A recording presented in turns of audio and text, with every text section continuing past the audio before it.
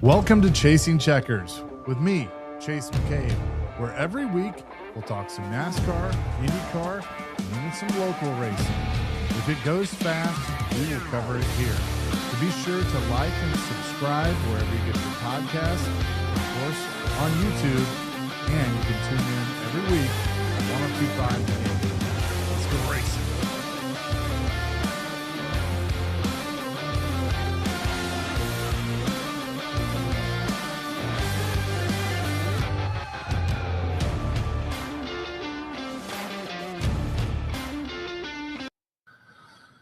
And hello again, everybody. How are you doing? Chase McCabe with you, and it is time once again for Chasing Checkers.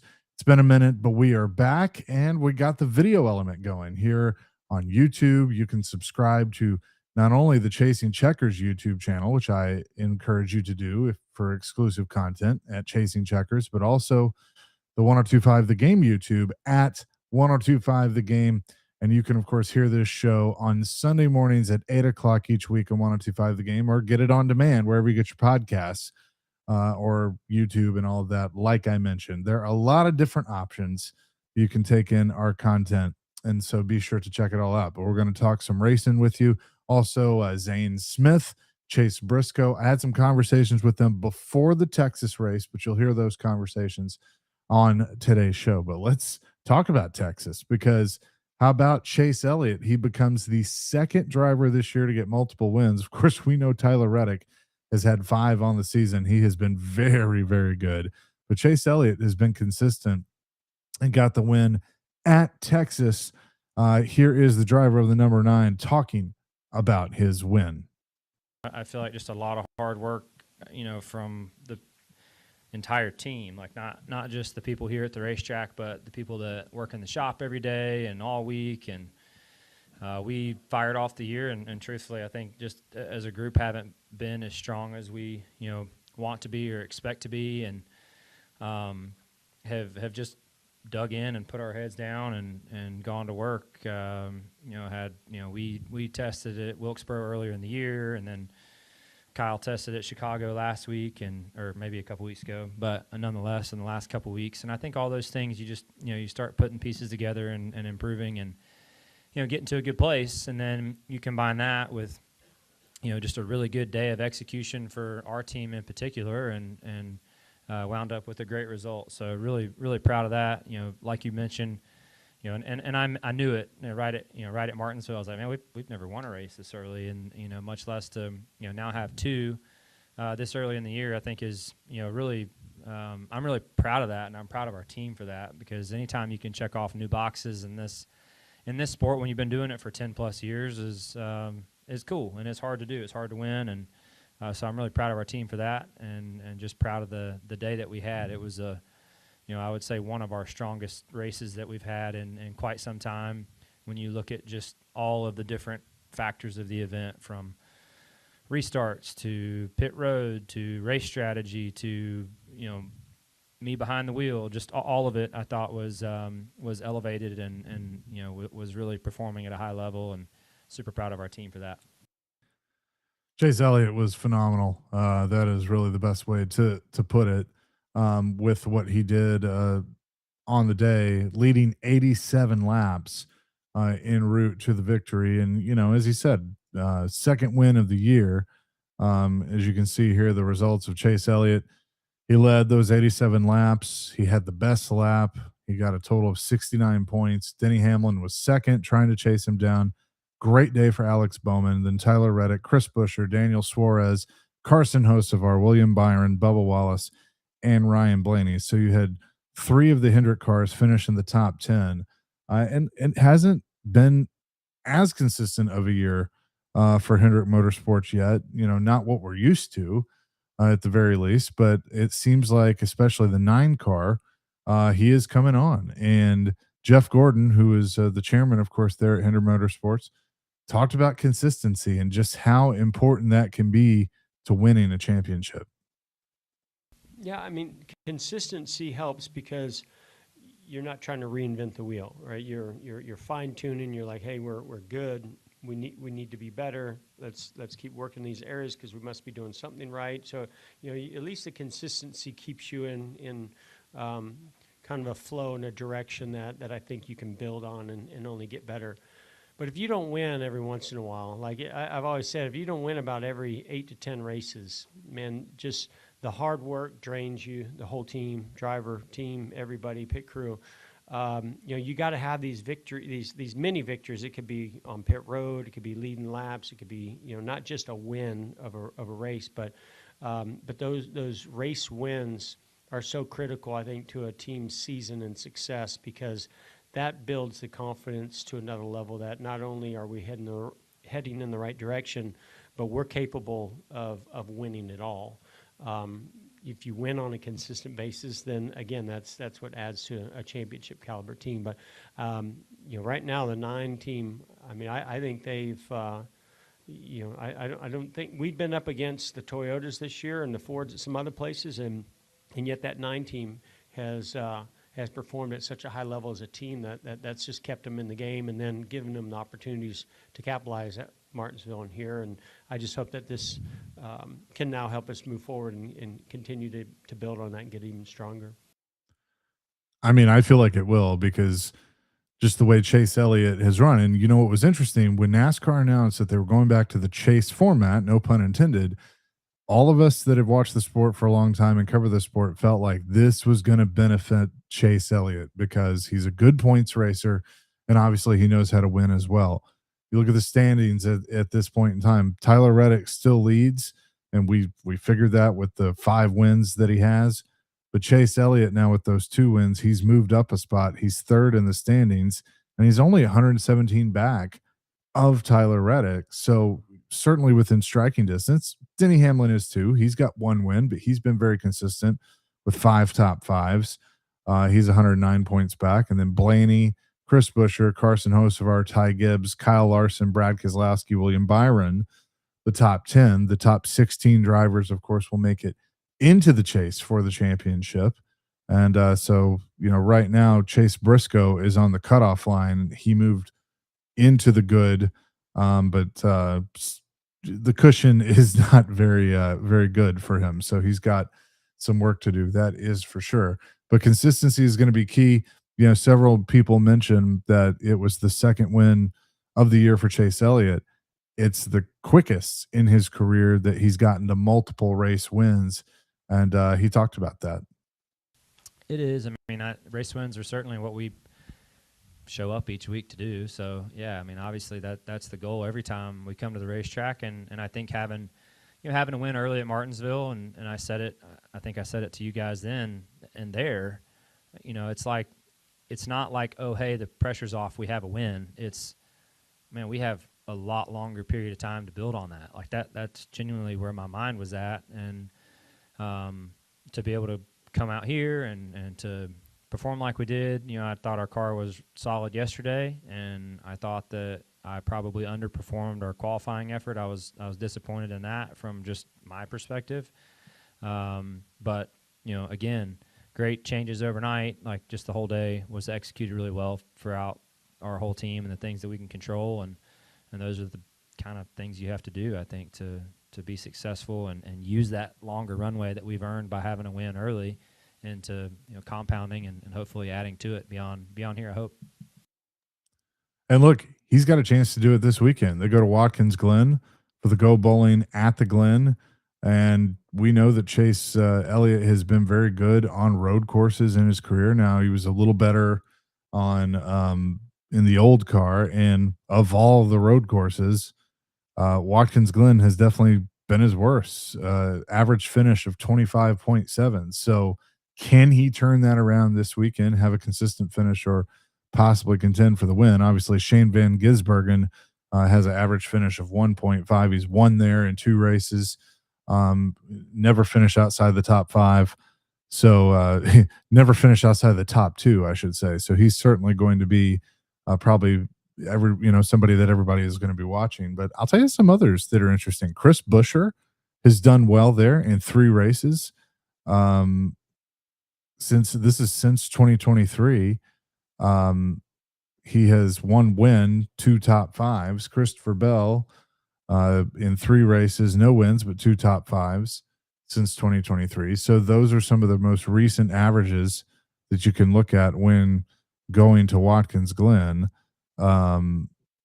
So that is certainly something. Career wise, Chase Elliott, I misspoke. He does have 2 wins at Watkins Glen. That was just since 2023. So in 9 races at Watkins Glen, he has those 2 wins. So he certainly could be somebody to watch this weekend in getting that win. So I'll be very curious. Christopher Bell, is, like I mentioned, is good there. Carson Hocevar in a short amount of time in 2 races, he's been good there.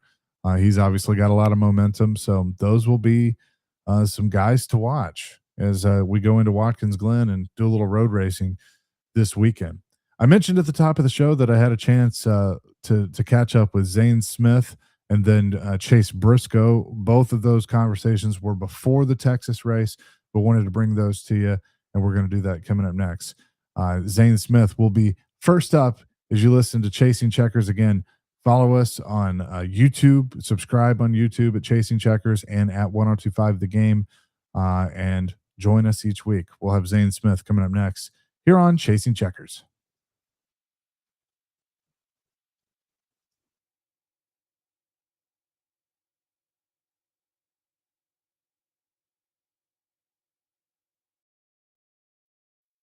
Welcome back in 1025 The Game. Chase McCabe with you, and excited to talk a little racing. You know how much I love NASCAR, and we're excited to have Zane Smith with us, driver in the NASCAR Cup Series, fresh off a wild weekend at Talladega, but a top 5 finish for you guys. I know you have to be happy about that. How you doing?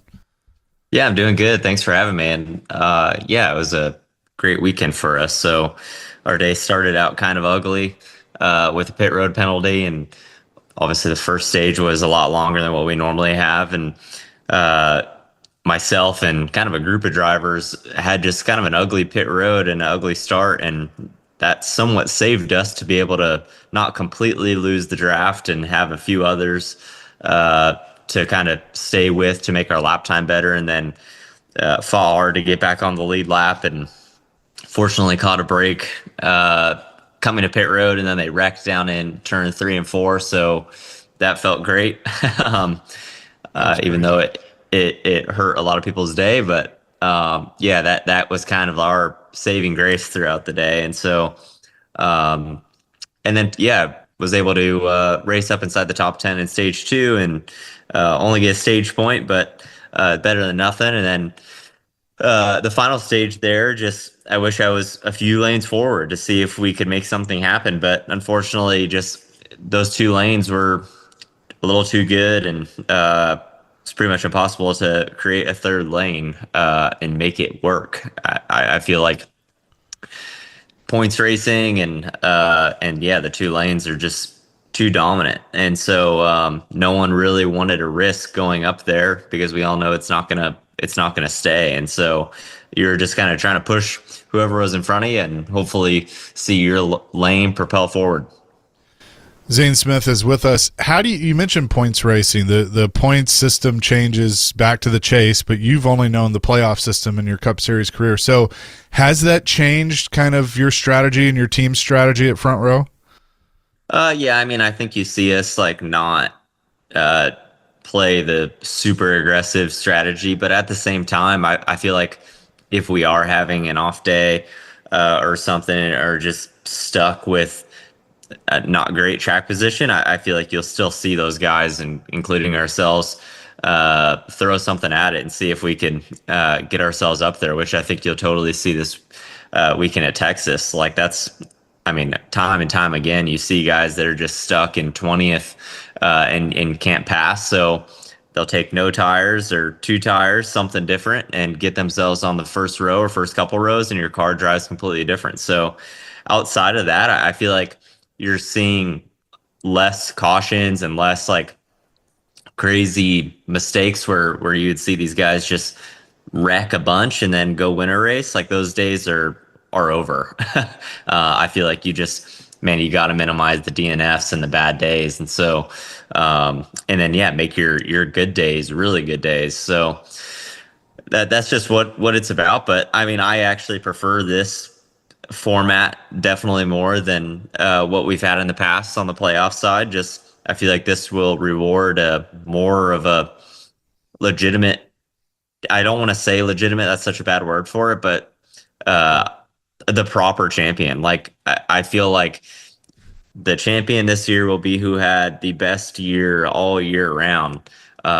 In past years, it's been you could have outstanding year, and then the playoffs start, and your year just does a 180, and Right. and that sucks, and you're just not rewarded to how the beginning of your win. And so I'm happy about the change, and um, yeah, so there's still a ton of racing left. I know there's a big points lead right now, which a lot of people said there wouldn't be a runaway winner, but I think we're in like race 9 or 10, and yeah, there's 20 something races left. Like that's a ton of game left, and so we'll see how this goes. Well, and along those lines, you know, you look at somebody like Tyler who has just been on fire to start this year. It took him a long time to find victory lane for the first time. Ty Gibbs just got his first win. Took him a long time to find victory lane. Same with Carson. So when you look at your career and yourself in Cup Series racing and just how hard it is to win, does that kind of looking at those guys, knowing that it does take a while, does that give you more patience as you just continue to get better and better with each passing year?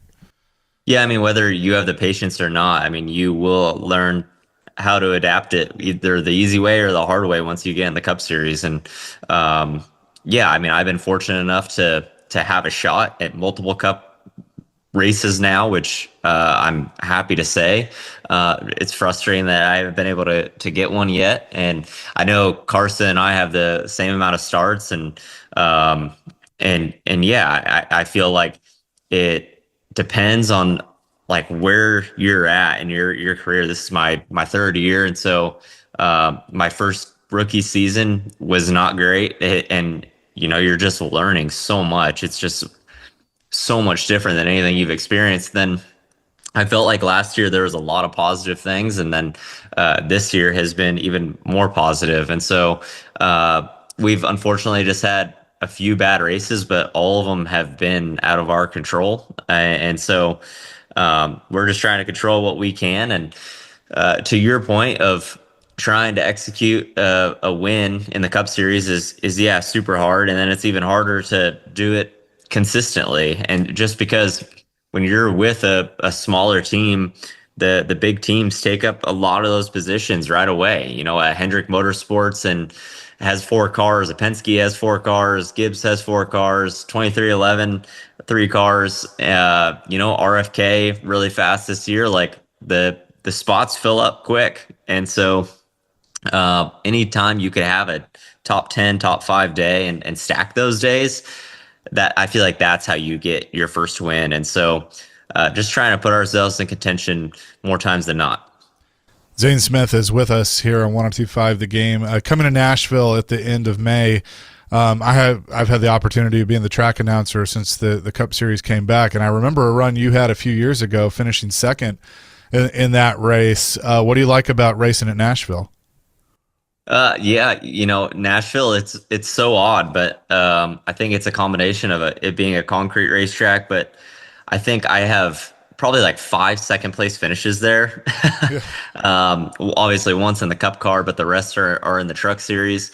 And yeah, for some reason, it's just been a great track for me. Kind of going back to that finish, that second place finish, and having a shot at it in the Cup car in my rookie season. That kind of goes back to what I was talking about earlier, where I think some stuff you'll see this weekend at Texas, to where you might not like your car when you're 20th ish a lot of the day, and you try something different and your car just comes to life once it gets closer to the front. And so that's for sure something that'll happen at Nashville. But yeah, I mean, it's anywhere you go where you kind of the week of Monday, Tuesday, you go on socials or whatever, and you see past stats of a racetrack that's been really good to you. It brings a level of confidence. It makes you especially excited for that race. And so obviously, definitely a fun group of fans that we always get there from Broadway, and Yeah, it's cool. So excited to get there, and arguably one of the coolest trophies they give out as well. So hopefully could add one sooner or later to my collection. Do you play guitar at all, or would you learn? I do not play guitar, but I would love to get that trophy. Yeah, it's definitely one of the coolest. You bring up Texas. Texas is probably one of my all-time favorite tracks. Does it still run as fast as it has in the past? Yeah, I was actually talking about this the other day. I feel like Texas has got to be top 3 of a racetrack where people often ask us if like, hey, do you feel like you're going like right at 200 miles an hour? And the honest answer is like, no, until you hit something. But when you go to a place like Texas, I kind of feel like Dover falls in that category. Vegas, maybe, like you feel the sensation of speed there. And so Texas especially, and I feel like from a driver's standpoint, you're just trying to find like a happy medium with both ends. 1 and 2 and 3 and 4 are so much different from each other. And so, yeah, you're never going to be happy at both. But with that said, I just feel like at Texas, you're on razor's edge the whole time, and that's where you're making speed. And so, yeah, it's always a cool one. Kind of talking about the fan base there too. Like that's a really important one for us. I feel like we need to keep that alive because Texas is a halfway point for a lot of our fan base, and so hopefully we give them a good show this weekend. And yeah, always excited to go there. Well, Zane, best of luck this weekend, and obviously the rest of the way. We'll see you here in a few weeks in Nashville. But appreciate you taking the time today. Cool, thanks.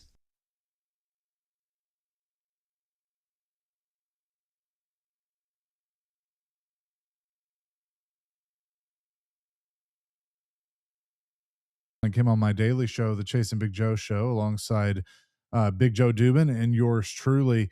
Spent about a half hour with us talking about Nashville, Talladega, everything in between. Here is that conversation between myself, Big Joe Dubin, and Chase Briscoe. Okay, we got another Chase joining the show. Chase Briscoe, driver of the number 19 Bass Pro Shops Toyota for Joe Gibbs Racing.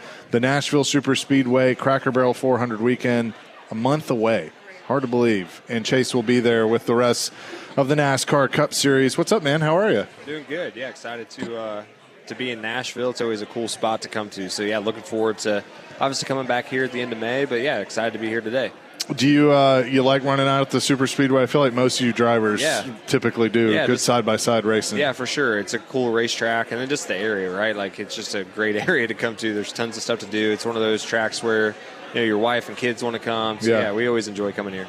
There's nothing to do in Nashville either. Yeah, nothing to do. Yeah, nothing to do. Talladega, we were just talking before we went on the air. Talladega's in the books, and I have a feeling you're happy about that. Yeah, I mean, I wish it would have went better, but yeah, definitely glad that I guess it's done and over with. I don't think we run a super speedway for like 3 or 4 months now, so yeah, the super speedways are stressful for us. Yeah, you know, there's always big crashes. I mean, we saw that at Talladega. I think it was like that a one was 25 wild car wreck. So.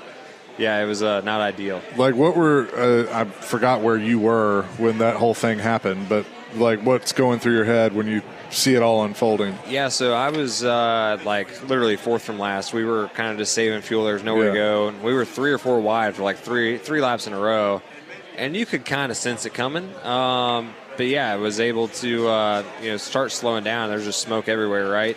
And then, this with the banking, everything slides down, and I was on the bottom and just kind of got cleaned out there at the end. So, yeah, it's hard when you're in one of those positions. I think, out of all the guys that were back there, only 2 guys got through there, and it was Hocevar and Denny, and the rest of us were all wiped up in it. Yeah, it was wild. When you're in those situations, I mean, obviously I get a different perspective watching from TV or on a monitor or something. You can kind of see how it happens. Is your initial thought before you go back and watch it, all right, who did something stupid? So I was totally surprised at last week's wreck, just because we were 3 and 4 wide. Like, I had no idea it started from the lead, a bad push. I thought it was kind of right in the mid-pack, so I was actually surprised when I went back and watched it that it started at the front, because just how we were running 3 and 4 wide, like, I could, like I said, sense it coming. And then when I went back and watched it, I didn't know it was from a bad push or whatever. So, yeah, it kind of caught me off guard. You finished second in Atlanta. I know you want to win the race. Finishing second, you so close. Is it frustrating? Are you pleased? Are you happy? Or are you like, nah? I mean, Atlanta was the second race of the year, so that one you're just like glad to have a good finish, truthfully, right. So early in the year. And then, yeah, the week before was the Daytona 500. We got taken out there. I think we finished like 35th. So, yeah, I was okay with second. I mean, as okay as you can be, but that was one of those ones I felt like I could have won, if I just had another lap. So, yeah, it kind of just depends on the circumstances. Now looking back on it, I'm glad we at least finished second and didn't wreck at that one. Right. Because I think we had 3 DNFs in a row after that. So, yeah, it was just a rough start to our season. That was kind of the only bright spot there for a while. So, yeah, it just depends on your situation, where you're at in the season. But, yeah, second, I mean, it still stinks, especially when you're that close. Yeah, right. So you got the pole for Daytona. What's that 24 hours like before the race starts and you get the pole? I got to think it's great.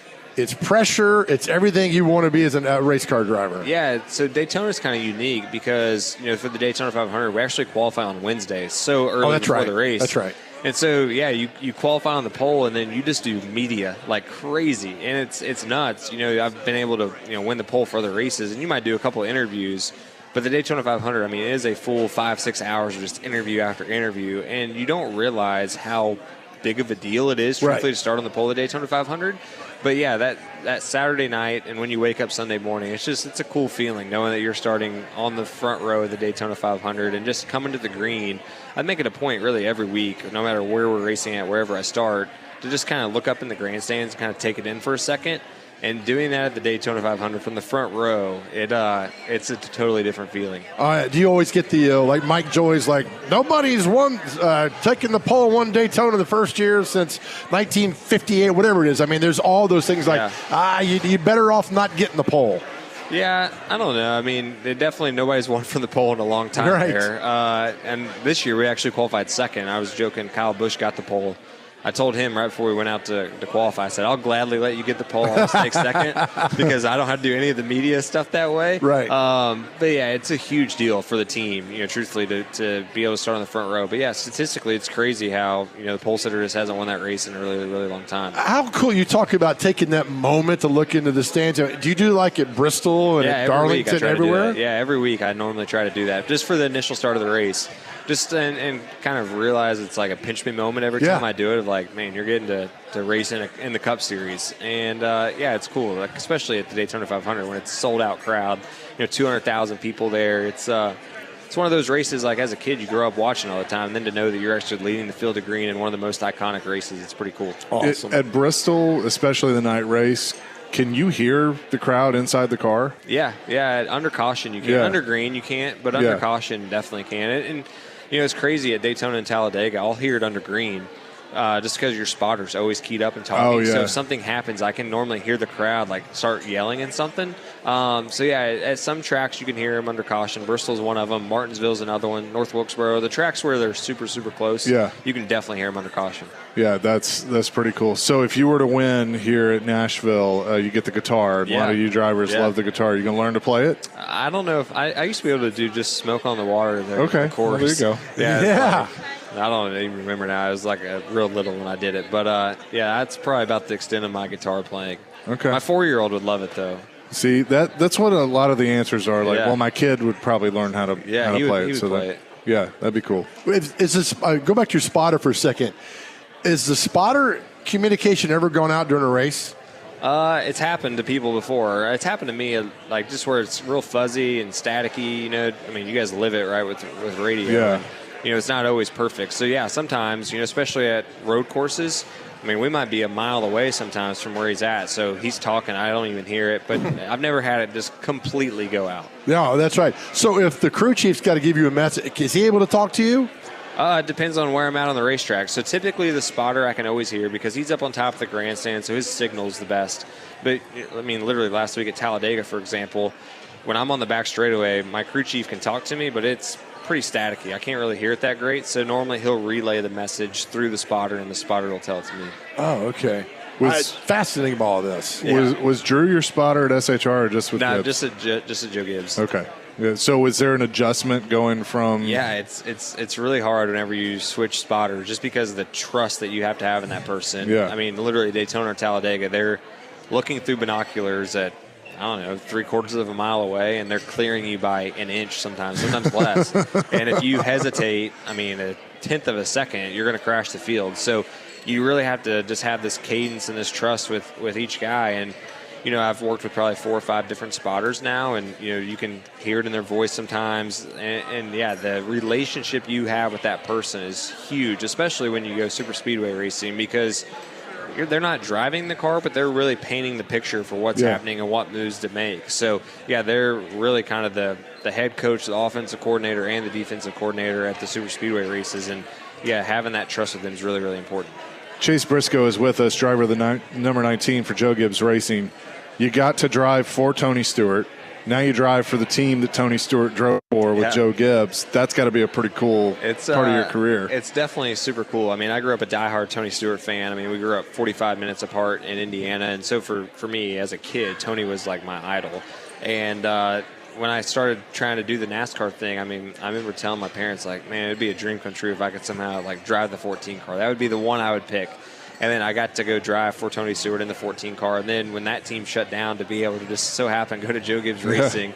I mean, as a kid, I would wear my Home Depot, Joe Gibbs Racing, Tony Stewart fire suit and play my video games. And so it's crazy how it's all kind of worked out to where, now I'm getting to drive for Coach. And just to even be behind the scenes with Coach. And I mean, the guy's 85 years old, I want to say. And just to learn from the knowledge that he has, it's pretty unbelievable. So he asked me one time, like, who are the cool people you've gotten to meet in racing and stuff, and it's like, okay, Dale Jr. and whatever, but my answer is always Coach Gibbs. Yeah, it was the 2014 Daytona 500, and I'm just cruising through the garage area. It's my first time there.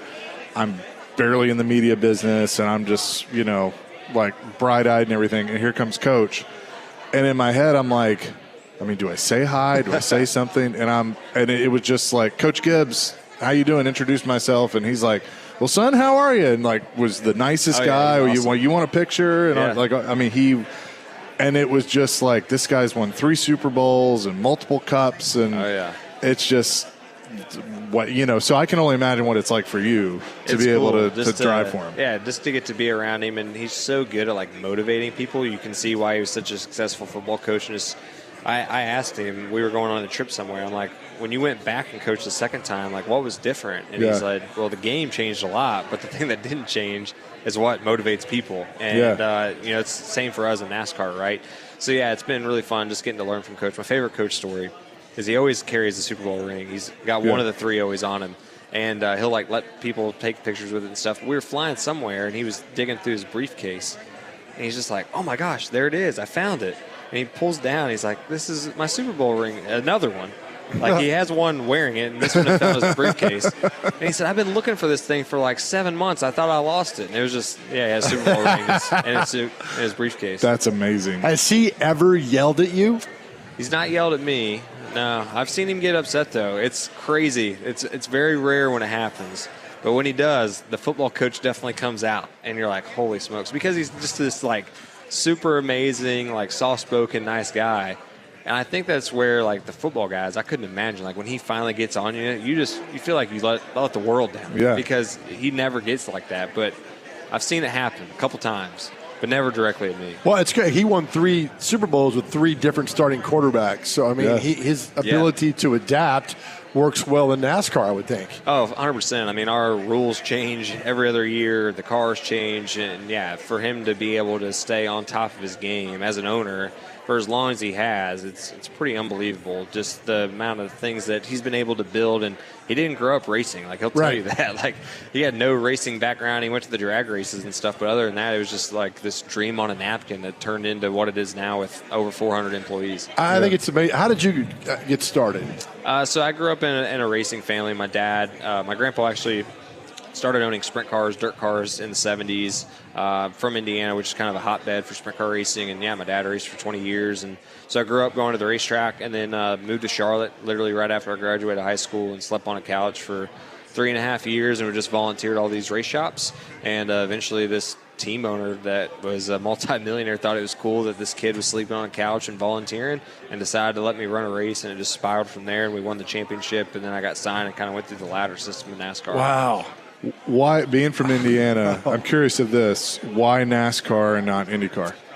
For me, I was a diehard Tony Stewart fan. He obviously did Indy as well. But when I was growing up, Tony was super heavy in the NASCAR stuff. And you had Tony Stewart, you had Jeff Gordon, Casey Kane. Like, those were all guys that grew up sprint car racing like I did that went to NASCAR. And for me, I just, outside of the month of May, I never would really have IndyCar, racing on TV. But NASCAR was on every single Sunday. If we were driving to the sprint car track, the NASCAR was on the radio. So for me, like, NASCAR was always a thing that, like, if you're the top tier, that's where you go. And, I love Indianapolis and Indy 500, but for me, my goal was always to make it to NASCAR, just because the guys that I grew up kind of idolizing and racing, that's where they all went. Would you want to try the double one day? If I didn't have a wife and kids, I think I probably would. I literally love the month of May. I watch every single practice, everything. But truthfully, I just don't have the desire, especially with a wife and kids. I don't want to risk getting hurt and stuff. And I always tell people I would love to start and park the Indy 500. I want to do the pre-race. I want to do the pace lap. I want to take the green flag and then just lap one, pull it in, and just be a fan. I've wrecked at 200, and I have no desire to wreck at 240. Yeah. And, those guys, they're pretty incredible at what they do. Have you ever driven one? I've never driven one, no. I'd be so, like... I mean, I've been in a stock car, but it's a rocket ship with wheels. It was neat. Other guys have done the double, right? Like Kurt Busch and whatnot. Larson just did it. Yeah, with Larson just doing it, that was the first person I've known that actually went and done it. And, I was racing against him while I did it, and to listen to him talk about how similar really it is. It drives very similar to what we do now. And you would think they would be drastically different. But, it was fun to watch him kind of go through that process. And, and when IndyCar guys come and hang out with us, it's crazy how much the two cross over. Yeah. Carson Hocevar gets his first win. Ty Gibbs, your teammate, gets his first win a few weeks ago. We're seeing some of these guys finally make it to victory circle. But I asked Christopher Bell this, and I'll ask you the same thing. It took you a minute to find victory lane for the first time. Does that just show you how difficult these things are and how hard it is to win? Yeah, the Cup Series is a whole nother animal. I mean, it is just crazy. I mean, when you're going through the O'Reilly Series or the Truck Series, I mean, you're realistically racing, 7-8 guys, right? Yeah. On a kind of consistent basis.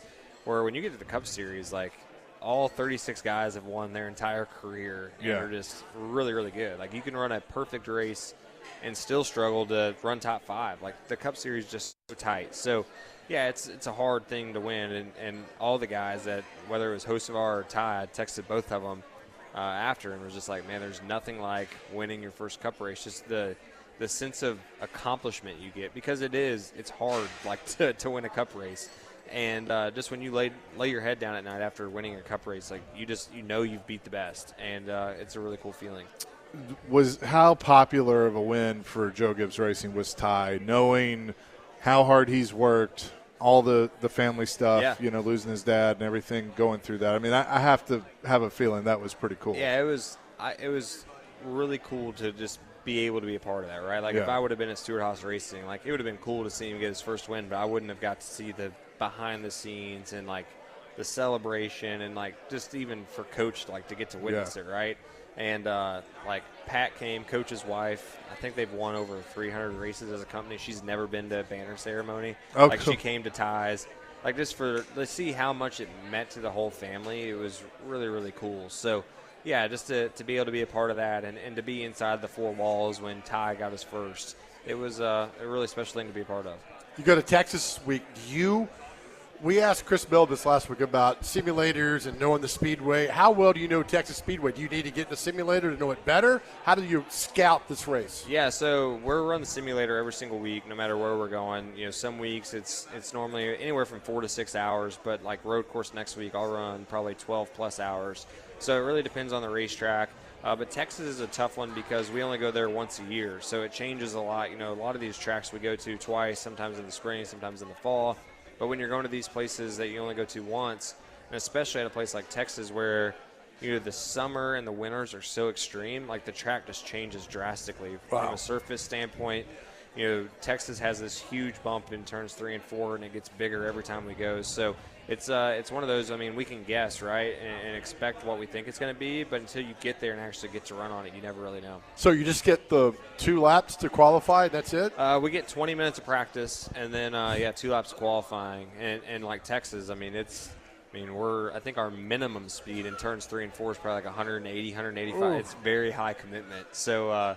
It's a tough one to go to. So you know that by the time you get to the speedway, when the flag drops, you guys take off. I mean, you know that speedway for you got to, right? Know most of it. Yeah, I mean, you definitely know like all the ins and outs just because you've ran so many laps on the simulator, and plus like you have experience there. Like little things change, right? But for the most part, the simulator does it. I mean, they're laser scanned down to the thousandth of an inch. So Wow. I mean, everything is pretty spot on. The craziest thing for me, we ran Mexico City last year for the first time. Nobody had ever been there. And I think my fastest lap of the entire weekend was lap 3. And, like, all I'd ran was the simulator up until that point. So that just shows you how dialed in the simulators are now. I mean, literally, when we ran the Chicago street race, for example, every skyscraper that's in the background is there. Every tree that is in the park is there because every driver kind of uses different visual references. So they literally go down to everything. Every crack that's on the racetrack is there in the simulator. Wow. Yeah. Does iRacing do that, or is that something? No, it's different? a completely separate company. It's actually called R Factor. Okay. But I feel like iRacing is pretty accurate. Yeah, iRacing does a really good job. The best way I can explain it is, iRacing, from a track, visual standpoint, it's really, really good. It's almost like 4K, right? Yeah. But the track surface itself is probably like 1080p. It's really accurate, but it's not down to the, legitimate scale. Where ours, visually, like, it doesn't look like you're playing on a 4K. It looks 1080p-ish, but the surface itself is definitely 4K. Like, it is as close can get. So it's kind of the opposite. iRacing visually looks a little bit better, but our surface is probably better. Now, when you get in the sim, are you in the full race suit and everything? Or? No, it kind of depends. So we have sims at Joe Gibbs Racing, which is literally like just screens. It doesn't move. You're just sitting there in a chair. And then we have one at Toyota, which is literally a full-blown car. The screen, is 12 foot tall, wraps all the way around you. The thing moves. You're in a full-blown seat, belted in, helmet. It's a little more intense. I won't use that one other than road courses. It just kind of depends on the week.